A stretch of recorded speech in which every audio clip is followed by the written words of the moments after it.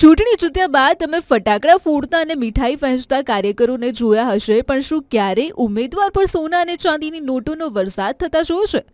જી હા, દેવભૂમિ દ્વારકાના ખંભાળિયા નગરપાલિકામાં કંઈક આવો જ નજારો જોવા મળ્યો છે, જેણે આખા ગુજરાતમાં ચર્ચા જગાવી છે.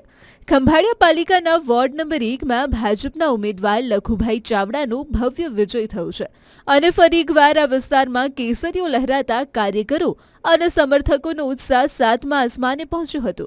આ જીતને વધાવવા માટે સમર્થકોએ જે કર્યું તે જોઈને સૌ કોઈ દંગ રહી ગયા. વિજેતા ઉમેદવાર પર કાગળની નહીં પણ ચાંદી અને ગોલ્ડ પ્લેટેડ નોટોનો વરસાદ કરવામાં આવ્યો.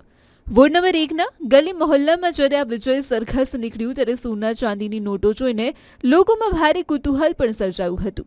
ભાજપના કાર્યકરોમાં આ જીતને લઈને ભારે ખુશીનો માહોલ છે અને આ અનોખી ઉજવણીના દ્રશ્યો અત્યારે સોશિયલ મીડિયામાં પણ વાયરલ થઈ રહ્યા છે.